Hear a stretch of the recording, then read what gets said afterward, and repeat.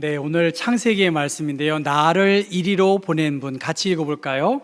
나를 이리로 보낸 분. 나를 이리로 보낸 분은 누구라고 그러는 거죠?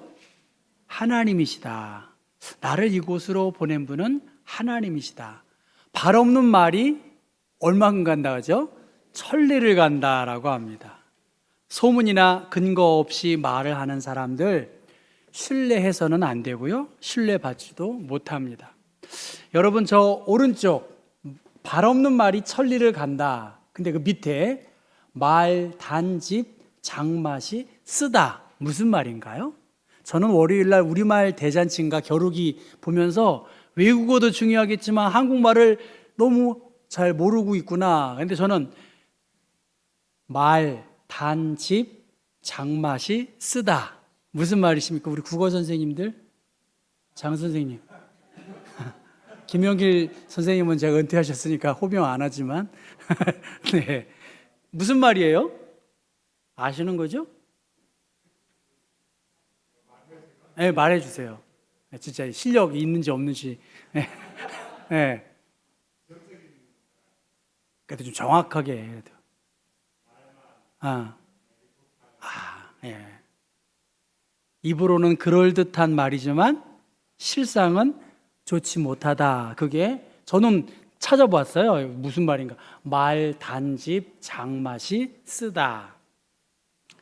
잘못된 정보, 객관적인 사실이 없이, 특별히 요새는 가짜 뉴스들이 너무나 오해를 불러일으켜서 사회를 혼란케 하기 때문에 사실은 그런 사람들 경계하고 저는 멀리해야 된다라고 생각합니다. 지금 저 4장의 사진은 경북 예천군 대중리 마을에는 언총이라는 그러한 말의 무덤이 있다고 합니다. 입에서 나오는 말을 위한 무덤이라는 뜻인데요. 500년 전에 저 무덤을 만들었다고 합니다. 저 마을에 문중들끼리 싸움이 있었습니다. 다툼이 있었어요. 그것은 아주 사소한 말 한마디였기 때문에 이 문제를 해결하기 위해서 그들은 언어의 무덤을 저렇게 만들었다고 합니다. 미움, 원망, 비방이 담긴 거친 말이나 나쁜 욕을 이 그릇에다가 뱉어서 이것을 담은 다음에 이것을 장례를 치르고 무덤을 만들었다는 것이죠. 이해 가시죠? 말의 무덤이에요. 저 말의 무덤이 저렇게 조성이 된 다음에 그 마을은 다툼이나 언쟁이 없이 잠잠했다고 합니다. 상징적인 행동이었지만 더 이상 거칠고 부정적인 말들을 하지 않으려고 노력한 결과 그 마을에 평화가 찾아왔다는 것입니다. 거칠고 후회할 말, 누군가를 낙심케 하는 부정적인 말, 그것이 나가지 않도록 조심해야 되겠지요. 말은 다 할 수 있어요. 그런데 그 말이 적절하냐는 것입니다. 이것은 말뿐만이 아니라 우리의 마음이 원활하게 주고 받을 수 있는 그러한 공동체를 이루어야 되기 때문에, 특별히 사실 우리는 교회에 다니는 사람이거든요. 하나님의 말씀이 우리의 생각과 언어 가운데 이렇게 드러나야 되지 않겠습니까? 여기에서 세상의 지혜와 고상한 철학을 들으려고 온 것이 아니지 않습니까? 하나님의 말씀으로 우리의 마음과 생각이 이렇게 채워질 때 또 은혜와 감사의 말이 더 많이 사용될 것입니다. 그러면 그 공동체가 달라질 거예요. 성경의 많은 내용 중에 이 말의 실수와 갈등으로 인해서 살인 사건도 많았고요. 오늘도 그 일은 동일하게 이루어지고 있습니다. 오늘 말씀은 너무나 잘 알고 있는 요셉에 대한 이야기이고, 요셉은 형제가 몇일까요? 주일학교 실력으로 12명입니다. 여러분, 몇 명이라고요? 12명.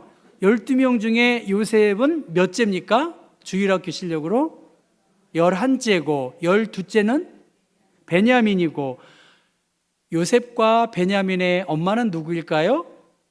라헬입니다. 야곱은 레아와 라헬 중에 누구를 더 사랑했죠? 라헬을 더 사랑했습니다. 이런 주일학교 실력으로 성경을 보면 지금 늦게 얻은 요셉을 야곱은 더 사랑했습니다. 더 좋은 값진 옷을 입혔어요. 편애했다는 거예요. 편애한 것뿐만이 아니라 요셉은 어렸을 때부터 꿈도 꾸었지만 아버지의 편파적인 사랑으로 우쭐대었어요. 그리고 하나님이 그에게 꿈을 주셨기 때문에 꿈 이야기를 합니다. 형님들, 저한테 절할 겁니다. 아버지, 저한테 절할 겁니다. 하고 기고만장한 것이 요셉의 어린 시절입니다. 그런데 어느 날 아버지 야곱이 요셉에게 말하지요. 형들이 그리고 양떼들이 잘 있는지 살펴보고 오너라 하고 아버지의 명을 받고 형에게로 갑니다. 형들에게로 가니까 형들이 어떻게 생각했을 거예요? 이때다. 저 꿈꾸는 놈, 꿈을 자랑하고 우리를 무시하는 저놈을 죽여버리자. 그리고 짐승이 잡아먹었다라고 아버지에게 보고하면 끝나는 것이다. 이렇게 생각을 했지만 어떻게 했나요? 죽이지는 않고 미디안 상인에게 은 20냥을 받고 팔아버렸습니다. 그리고 어떻게 했죠? 미디안 장인은 누구에게 팔았죠? 보디발 장수에게 또 팔았습니다. 그래서 경호대장인 보디발 지바의 하인으로 일을 하게 되었습니다. 그 이야기, 그 보디발의 아내가 성적으로 유혹하고 그 유혹을 물리치다가 모함을 받아서 그 집에 감옥에 갇혔고 그 집의 감옥에는 수많은 정치범들이 있었기 때문에 그 속에서 간수장의 마음을 신임을 받았고 또 꿈을 해석해주고 궁극적으로는 왕의 고통스러운 꿈의 문제를 해결해 주므로 이집트의 풍요로운 7년을 준비하고 또 흉년 7년을 준비하는 총리의 자리까지 오르게 되었습니다. 여러분, 이건 주일학교 창세기 실력으로 여기까지 다 아는 내용이고요. 오늘 말씀은 창세기 45장, 이집트의 총리가 되어서 위기관리를 한창 치르고 있는 풍년이 지나고 흉년 2년을 맞는 그 시간에 그의 형제들이 식량을 구하기 위해서 첫 번 방문하고 두 번째 방문하고 세 번째 방문을 마치고 돌아가는 그 상황에서 다시 그들을 붙잡아 오면서 그 이야기가 진행이 됩니다. 세 번의 만남을 통해서 요셉은 형들의 행태, 환경들을 면밀하게 분석했습니다. 그리고 세 번째 마지막 사건, 요셉은 형들에게 호의를 베풀고 그 식량을 다 나누어 주고 그들의 값을 다 넣어주고 또 자기가 중요하게 생각하는 은잔을 베냐민에게 넣어서 가도록 했고 그 죄로 얽어매려고 하는 그 상황에서 베냐민을 붙잡아서 돌아가라고 하는 그러한 상황입니다. 모든 것이 기획된 의도였고 베냐민을 남겨두고 가라고 하는 그 말을 듣고 그 형 유다가 그 집안의 슬픈 이야기를 전하고 자기의 아버지가 만약에 베냐민마저 돌아오지 않으면 아버지가 병들어 죽을지도 모릅니다. 차라리 나를 당신의 노예로 삼아주시고 저들을 돌아가게 해주십시오라고 하는 형제 우애의 이야기를 듣고 나서 45장은 요셉이 자기 형제들에게 자신의 신분을 밝히는 그러한 내용입니다. 이 유다의 이야기를 듣고 요셉은 그 슬픈 감정을 억누르지 못하고 사람들을 내보내고 형들이 있는 앞에서 큰 소리로 울었고 어느 성경에는 방송대곡했다라고 그렇게 말합니다. 형들을 본 처음 순간은 홀로 가서 울었고 두 번째 베냐민을 봤을 때도 홀로 가서 울었는데 더 이상 참을 수 없어서 자기가 누구인지를 밝히면서 3절에 나는 요셉이라 내 아버지께서 아직 살아계시니까 형들이 그 앞에서 놀라서 대답하지 못하더라. 이미 요셉은 아버지가 살아계신지 알았어요. 그런데 이 억누를 수 없는 슬픔을 표현하면서 아버지의 안부를 물으면서 그동안에 복받쳐 숨겨왔던 그의 감정을 표현한 것입니다. 요셉이 왜 울었을까요? 요셉의 험난한 삶, 그리고 계속 내리막길을 향해 치닫는 그의 삶이었습니다. 정말 성실하게 일했어요. 절망하지 않았어요. 그런데 그에게 돌아오는 것은 계속적인 어려움이었습니다. 감옥에 갇혀 있었고 성실하게 일을 했지만 그 속에서 자기의 그 시간들이 점점 지연되어 있었지만, 그러나 요셉은 제가 보기에 꿈을 잃지 않고 끝까지 성실하게 그 일을 감당했고, 하나님의 각별하신 은총 아래서 그 정치범 사이에 영향력 있는 사람들을 만났고 그들의 꿈을 해석해 줬고, 비천한 히브리 노예가 30세의 나이에 이집트를 통치할 수 있는 그러한 총리의 자리로 하나님이 자신을 이끄신 것을 그의 삶을 통해서 요셉은 알게 된 것입니다. 긴 기다림 그리고 힘겨운 삶을 통해서 자기의 피부치를 보고 눈물을 흘리지 않을 수밖에 없었고, 또 과거에 자신들을 힘들게 한 그 형들의 모습, 자신의 잘못을 인정한 그 형의 모습을 보고 하나님의 섭리가 자기에게 이렇게 역사했구나라고 하는 생각에서 그는 감격의 눈물을 흘리게 되었습니다. 여러분 45장 5절 말씀을 다시 한번 보겠습니다. 여러분 성경 찾으시라고 제가 일부러 PPT 안 쓰는 거예요. 같이 45장 5절입니다. 같이 읽습니다. 당신들이 나를 이곳에 팔았다고 해서 근심하지 마소서, 한탄하지 마소서. 하나님이 생명을 구원하시려고 나를 당신들보다 먼저 보내셨나이다. 7절 8절 읽습니다. 하나님이 큰 구원으로 당신들의 생명을 보존하고 당신들의 후손을 세상에 두시려고 나를 당신들보다 먼저 보내셨나니, 그런즉 나를 이리로 보낸 이는 당신들이 아니요 하나님이시라. 하나님이 나를 바로에게 아버지로 삼으시고 그 온 집의 주로 삼으시고 애굽 온 땅의 통치자로 삼으셨나이다. 예, 자신의 삶을, 나를 이리로 보내신 분은 당신들이 아니다, 하나님이시다.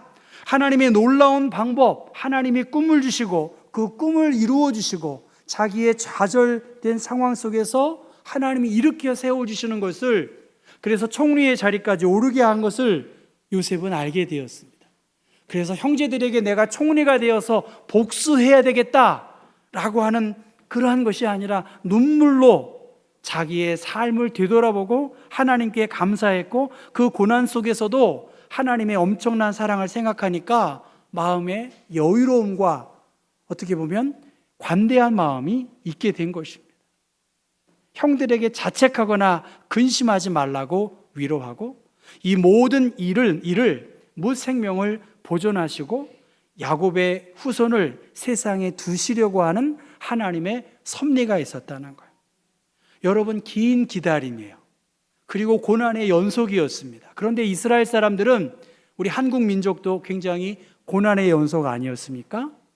그런데 그 속에서 해학과 유머를 잃지 않는 사람도 우리 민족의 민족성 중에 하나이듯이, 유대 민족은 고난의 민족이었지만 동시에 웃음의 민족입니다. 고난 가운데에서도 유머를 잃지 않았기 때문에 모든 생물 중에서 인간만이 웃는다, 인간 중에서도 현명한 사람일수록 잘 웃는다, 그렇게 말합니다. 아인슈타인이 노벨상을 받았을 때 나를 키운 것은 유머였고 내가 보여줄 수 있는 최고의 능력은 조크였다라고 합니다. 그래서 외국 사람들 이렇게 보면 이렇게 유머를 잘 섞고 유머를 한 사람은 굉장히 지혜로운 사람이라고 그렇게 이야기합니다. 수많은 눈물의 시간이었지만 저는 자세히 요셉의 삶을 묵상해 보면 그가 총리에 이르기까지 얼마나 긴 시간을 보냈겠습니까? 얼마나 고난의 연속이었겠습니까? 그럼에도 불구하고 하나님이 큰 구원으로 당신들의 생명을 보존하고 당신들의 후손을 세상에 두시려고 나를 당신들보다 먼저 이곳에 보내셔서 이 위치에 오르게 하셨습니다. 고난과 억울함에 점철된 그의 인생이지만 하나님의 선하심이 자기의 인생 역사 가운데 있었음을 알았기 때문에 그 문제를 새롭게 해석했다는 거예요. 여러분, 경청, 기울여 들어야 한다는 말씀처럼 하나님의 시각과 관점에서 좀 경사, 치우친 입장에서 바라보고 고정관념을 떨쳐버리고 이 문제가 어떻게 해결될까 생각해 보면 저는 문제 해결에 중요한 열쇠가 있다고 봅니다. 이 고난의 문제, 형들로부터 미움을 받고 그 속에서 꿈을 주신 하나님, 그 상황에서 성실하게 꿈을 잃지 않고 하나님의 뜻이 어디에 있는지를 생각하니까 요셉은 눈물도 있었지만 이 문제 앞에서 성숙된 그리스도인의 모습을 보여준 것이고, 이제 2년이 지났습니다. 앞으로 5년이 더 걸리니까 아버지와 모든 가족들을 다 데리고 오시면 고센 땅, 목처지로 적합한 땅을 다 준비할 때니까 걱정하지 말고 오시라고 합니다. 그리고 15절에 요셉이 또 형들과 입을 맞추고 안고 우니까 그제서야 요셉의 형제들이 요셉에게 말했다고 합니다. 얼마나 긴장이었겠어요. 자기를 죽이려고 했고 그 기나긴 시간을 힘겹게 살아갔던 그 요셉의 삶을 보고 형들은 두려워했고요. 또 이 화해의 이야기들을 창세기 50장의 말씀 보면 아버지가 죽은 다음에 형들은 불안해했어요. 당신들은 나를 해하려고 했지만 하나님은 그것을 선하게 바꾸어서 나를 이곳으로 인도해 주셨으니 걱정하지 말라고 그렇게 이야기했다는 것입니다. 요셉의 형제들 어떻게 용서함을 받을 수 있을까? 여러분, 오늘 우리들이 말의 실수로 얼마나 갈등을 하고 또 염려하고 있습니까? 그리고 살인도 정말 일어날 수 있는 그러한 일들이 있다는 것이죠. 어떻게 용서가 가능할까? 용서한다는 거, 용서하라는 말이 정말 쉽지 않지 않습니까? 우리 교회, 우리 노예 안에 어려운 일이 있어서 제가 이렇게 노예 대표해서 들어봐요. 절대로 용서 못 하겠대요. 아시겠어요? 다 장로님들이고 절대로 용서 못 하겠대요. 어떻게 하자는 거예요? 잘한 거 한 사람도 없어요. 제가 보니까 절대로 용서 못 하겠대요. 요셉에게 있어서 무엇이 과연 형들을 저렇게 안아주고 눈물을 흘릴 수 있을까? 요셉은 긴 시간 수없는 눈물을 흘렸을 것이라고 봐요. 그리고 남몰래 눈물도 흘렸습니다. 다른 사람들이 보는 앞에서 방성대곡하고 더 이상 그 생각을 감추지 않았습니다. 어떻게 용서가 가능할까? 저 목사인 저도 그래요. 일반적으로 열이면 목사님이 손 내미세요. 제가 그거 다 들었어요. 목사님이 잘못한 건 없는데 그래도 목사님이 손 내미세요. 그렇게 제가 지금까지 그거 안 들은 적이 없어요. 여러분은 어떻습니까? 존중해 주는 것까지는 좋지만, 근데 용서가 되냐 말이죠. 그렇게 말하는 당신은 그렇게 하실 수 있습니까? 물론 손 내밀어야죠. 무엇이 요셉으로 하여금 형들을 안아주고 눈물을 흘릴 수 있었을까? 그 서러움, 그 그리움, 그 감사함 속에서 나를 이리로 보내신 분이 하나님이시구나, 하나님의 마음을 품었으니까, 하나님이 주시는 감동이 있으니까 그 때가 되니까 용서도 되고 위로가 되는 것입니다. 예수님은 눈물을 흘리셨어요. 나사로의 무덤 앞에서 눈물도 흘리셨고 예루살렘 성을 바라보고 눈물을 흘리셨어요. 그리고 겟세마네 동산에서 땀방울이 핏방울이 되도록 기도했지만 그게 눈물이 없이 그 기도가 가능했겠냐는 것입니다. 이번 청년의 수련회에 제가 출발하기 전에 그랬습니다. 어떤 기대감을 가지고 가고 싶으냐? 열의 열은 다 은혜 받고 싶대요. 은혜 받고 싶대요. 그래? 진짜 은혜 받고 싶어? 다 은혜 받고 싶대요. 베세다 들녘에서 오병이어의 기적 말씀처럼 우리가 광야로 나가야 되지 않겠느냐? 광야에서 홀로 하나님 앞에서 한 목사는 울고 싶다. 나 울고 싶다. 그 1000명이 넘는 그 강당에서 막 청년들이 막 춤을 추는데 저는 2층에 있었을 때 제 나이도 신체적 나이가 적응하기 어렵지만 문제는 이 강당이 무너질 것 같은 거야. 진짜 이게 흔들리는 거예요. 이태원 참사도 있었는데 이 주최 쪽에서는 계속 앰프 그냥 빵빵하게 틀지 막 사운드 뭐 조명 막 애들이 막 정신이 없는 거였는데 이게 출렁출렁 하는 거예요. 1,000명의 학생들이 예배가 끝나잖아요. 다음 예배를 위해서 밥도 안 먹으러 가요. 줄 서 있어요. 앞자리 천천만만의 말씀입니다. 우리 교회 같은 교회가 없어요. 예배가 끝나자마자 청년들이 제 말이 아닌지 진짜인지 물어보세요. 청년들한테 50m, 100m 줄 서 있는 거예요. 밥 안 먹어요. 이미 햄버거 같은 거 사가지고 왔어요. 그 갈급한 마음 가지고 강단에 와서 이렇게 하고 있는 거예요. 우리는 어디에 있었을까? 우리 경복교회 청년들은 거의 뒤에 있었어요. 저는 사실 그렇게 줄 서면서까지 앞자리에 앉고 싶지는 않았어요. 제가 청년들을 비방한다고 생각하면 마음대로 알아들으세요. 문제는 어떤 사람에게 하나님의 은혜가 있을까? 두드리고 찾고 구하고 눈물로 하나님께 찬송하며 소리 높여 찬양하며 금식하며 하나님의 섭리가 나를 이곳에 보내신 하나님을 만나고자 하는 거룩한 갈망이 있는 사람들에게 하나님의 은혜가 있지 않겠습니까? 여러분 어떤 마음으로 교회에 오셨어요? 하나님께서 내 삶에 어떻게 역사하시고 나를 인도하시는지, 나를 왜 이렇게 계속 힘들게 하시지? 그러면서도 또 때로는 하나님이 나를 이렇게 세우시는, 오늘 우리들은 예레미야 말씀을 통해서 바벨론에 대한 이야기를 계속하고 있어요. 창세기에도 바벨탑 사건, 니무롯의 후손들이 계속해서 자기들의 뜻과 의를 드러내고 자기중심적인 나라를 세우려고 했고, 요한계시록에도 이 적그리스도가 바벨론으로 나오고 그 바벨론이 로마로 비유되는 그 가운데에서 이 바벨론이 우리를 계속 공격하는 거예요. 말로, 행동으로, 심적으로, 경제적으로, 영적으로. 우리의 이 고정관념 안에서 이 영적인 발돋움을 감당하지 못하면 솔직한 얘기로 이 현상을 유지하기가 어려운 게 현실 아닙니까? 인간관계를 가장 어렵게 하는 말 실수, 말 장난, 잘못 전하는 그 일로 인해서 내 삶을 하나님이 어떻게 주관하시는지 이것을 깊이 묵상하면서 하나님이 정말 무관심하신가? 계속해서 공격하고 있는 이 바벨론의 세력에 대하여 예레미야 말씀에서는 아니다, 이 바벨론을 능히 물리치실 만군의 여호와 하나님이 우리와 함께한다, 하나님이 강하시다. 그러니 바벨론에 대하여 두려워하지 말라고 그렇게 이야기합니다. 요셉의 정신건강 얼마나 상처가 많았겠어요. 17세의 나이에 웅덩이에도 빠졌지요. 감옥에도 갇혔지요. 그 여인이 계속 달려들지 얼마나 힘들었겠어요. 사람이 겪는 고난 미화할 수 없습니다.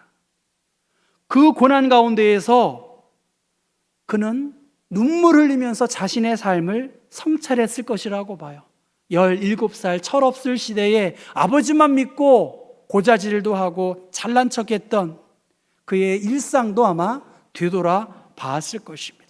그 가운데에서 나와 같이 부족한 자를 하나님이 이렇게 높여주신 하나님, 그 하나님의 섭리를 요셉은 알았기 때문에 눈물도 흘렸고 그 속에서 형제의 사랑의 용서를 위해서 손 내밀었습니다. 나를 이리로 보내신 분이 누구시냐? 하나님이시죠. 여러분, 교회 안에서 나를 이곳으로 인도하시는 분이 누구신가? 하나님이세요. 하나님의 섭리와 도움이 아니고서는 우리는 한 걸음도 나갈 수 없고, 주님이 왕이시다. 이것이 청년의 이번 연합수련의 주제입니다. 주님이 왕이시다. 왕 되신 주님을 우리가 섬기는 존재들이거든요. 시시하게 교회 생활을 할 것이 아니라 왕이신 하나님 한 분만을 바라보고 우리가 믿음 생활하는 거야. 우리는 지금 세계와의 경쟁을 하고 있는 것이 대한민국의 국제적인 위상인 것처럼 우리 안에서 조금 누가 뭐 장로하세요 마세요 이런 유치한 것이 아니라 주님이 나를 여기까지 인도하셨으니, 나에게 사명을 주셨으니 나는 부족하지만 감당하겠습니다. 이렇게 믿음으로 결단하고 나아가야지. 그렇지 않으면 전 솔직한 얘기로 안 됐으면 좋겠어요. 이러한 결단이 없으면 우리 교회의 리더십은 계속해서 쇠약할 수밖에 없습니다. 눈물의 현장에서 여러분 여유를 잃지 않았으면 좋겠어요. 그리고 말에 실수가 제일 많은 사람이 저입니다. 그렇기 때문에 혹여 제가 말에 잘못했다면 한 목사가 잘못 말한 거겠구나라고 용서하세요. 다른 사람들도 말의 말도 그렇습니다. 말에 무덤이 필요해요. 쓸데없는 말에 에너지를 사용할 이유도 없고 우리의 열정들을 소모할 시간도 없습니다. 그리고 그 속에서 나를 이리로 보내신 분이 하나님이시구나, 하나님이 나를 눈동자처럼 보시는데 하나님이 관망하시고 아무 일도 하지 않는다라고 생각할 이유가 아니라는 것입니다. 사랑하는 성도 여러분, 눈물의 현장이었지만 은혜의 현장이었고 축복의 나날이 바로 요셉의 삶인 것처럼 하나님이 나를 오늘 여기에 있게 하셨고요, 이 하나님의 부르심, 이 하나님의 끊을 수 없는 사랑을 여러분을 강권하신다는 확신 속에서 열심을 품고 함께 주님을 섬길 수 있는 우리 경복교회 교우들 되기를 주님의 이름으로 축원합니다.